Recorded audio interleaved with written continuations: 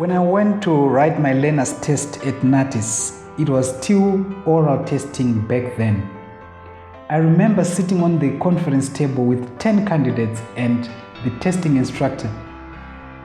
The instructor was sitting with two A2 posters in front of him.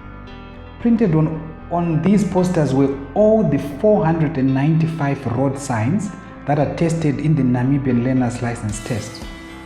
He just took one of the posters and gave it to the lady who was sitting next to him. Then he asked her, "Please ma'am, name signs 10 to 14. The lady just picked up the poster, looked where sign number 10 was, and then just started naming those signs like a breeze. 5 down, quickly. I sat there and counted my position in the seating arrangement and realized I was like number 6 to be asked. The next guy was told to do sign 26 to 30. This guy, it took a while to find the signs until this smart-faced chick just pointed on the page for him that there is where sign 26 is. The guy struggled on the first 2 but got them right. He went to the third one and tried to utter some words but nothing could come out. He sat there, scratching his head, trying hard to remember, but it seemed the memory was not playing along. This went on for a good 1 minute, then the instructor told him, "You got 30 seconds more, sir." The guy didn't even spend 5 seconds, then just said, "I don't remember this one, sir." The instructor immediately responded, "Thank you for taking the learner's test. You can register and try again." Yo, guys, that statement sent a chill down my spine. As soon as the first evicted guy went out of the room, the poster went to the next guy. The instructor continued to just give random numbers and candidates would have to name the signs. Hey, all the next 3 guys went to the rails, failing to name all the 5 signs. Guess what came next? The next words I heard were directed right at me. "Please name signs 338 to 342, sir," as the instructor shouted aloud. Guys, of all the road signs one can get, the freeway direction signs are the worst and the toughest to remember. But I didn't panic because I had a plan. So I will show you how I used the cheat sheet to answer all the 5 signs that I was assigned, even though they are some of the toughest signs. I looked at sign 338 and remembered my trick. Most blue signs with arrows are put above the road, not ground mounted. So they are overhead signs. So I just try to say blue for overhead. It's general, not always, but most of the time.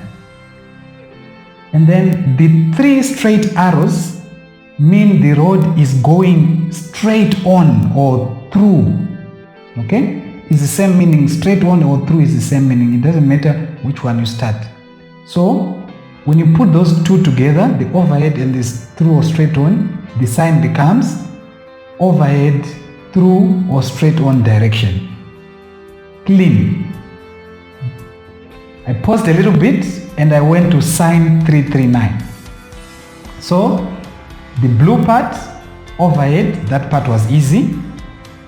Now the fact that this sign 339 has got a distance marker, which is in this case it was 600 meters written, shows that the driver will see the sign 600 meters in advance before you reaching where the road actually exits.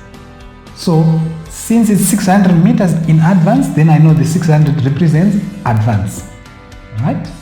And then because the arrows are slanted either to the left or the right, but most of the time to the left, because they are slanted to the left, I know it's slanting away from the main freeway. So it's exiting the freeway. That's the sign of exit of the freeway. So I knew the slant gave me the exit. So putting all together, I called out overhead, advance, exit direction with a smile. Now on to sign 340. The same technique worked. Blue sign, that was overhead. The arrows slanting to the left, that is exit. Easy, I put it together, I yelled out overhead, exit direction. I saw the instructor just nodding his head as I went to 341. I could see the finish line as I looked at sign 341, knowing I'm just 2 signs away. Again, I start with the blue for overhead, which was straightforward now. Alright, again, the overhead part was now straightforward because of the blue, so that was done. Now, the presence of 2 slanted lines or 2 slanted arrows showed me now that there's an additional lane, meaning a supplementary exit lane, because it's slanted. So it's a exit lane, but it's now also an additional one. So it's additional exit, or in other words, supplementary exit.